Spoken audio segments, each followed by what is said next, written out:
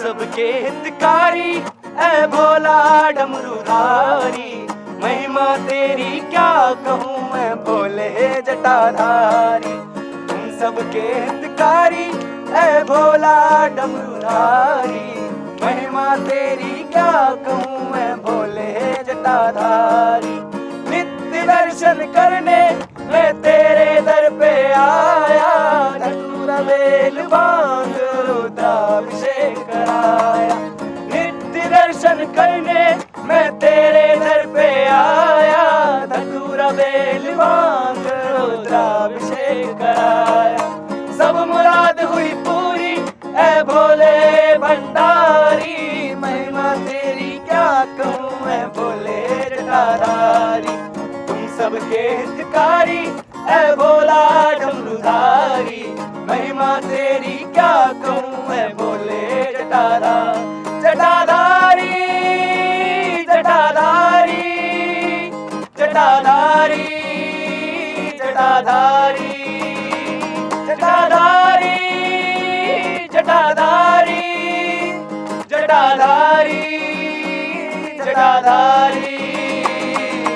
ओम नमः शिवाय, ओम नमः शिवाय, ओम नमः शिवाय, ओम नमः शिवाय, ओम नमः शिवाय, ओम नमः शिवाय, ओम नमः शिवाय, ओम नमः शिवाय। ओम नमः शिवाय। बहुत शानदार, आप लोगों ने तो एकदम मजमा बना दिया। मैं आप लोग चूंकि यूथ है और आप उत्तर प्रदेश से आते हैं, वहाँ पर चुनाव भी होने इस वक्त, तो थोड़ी पॉलिटिकल भी हम बातचीत करना चाहेंगे। कहा जाता है कि बेरोज़गारी बढ़ रही है, तो आपके हिसाब से क्या मुद्दे हैं उत्तर प्रदेश चुनाव में?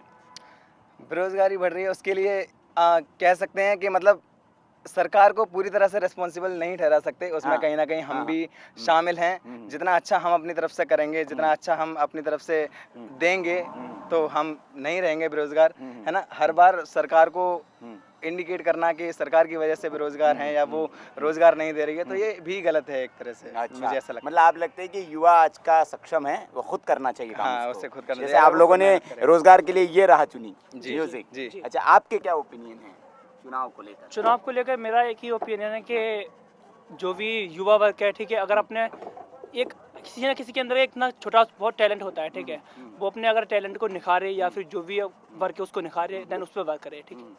जी। अच्छा, तो किसको सपोर्ट करेंगे आप यूपी में?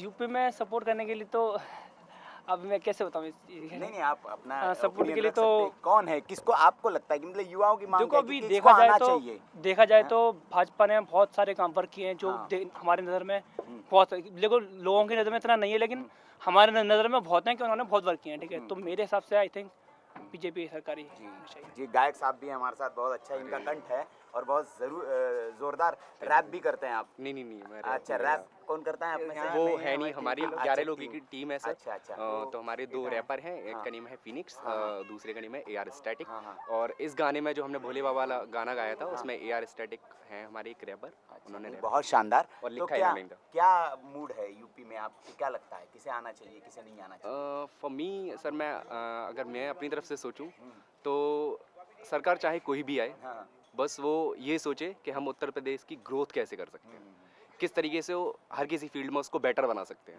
क्या क्या हम हमारे जो पोर्स हैं या क्या क्या कोन्स हैं हमारे, उनको बेटर वे में कैसे रिप्रेजेंट कर सकते हैं, क्या यूथ की प्रॉब्लम है। तो अभी हो रहा है, ऐसा नहीं हो रहा है अभी की सरकार? कुछ जगह हुआ है, कुछ जगह नहीं हुआ है।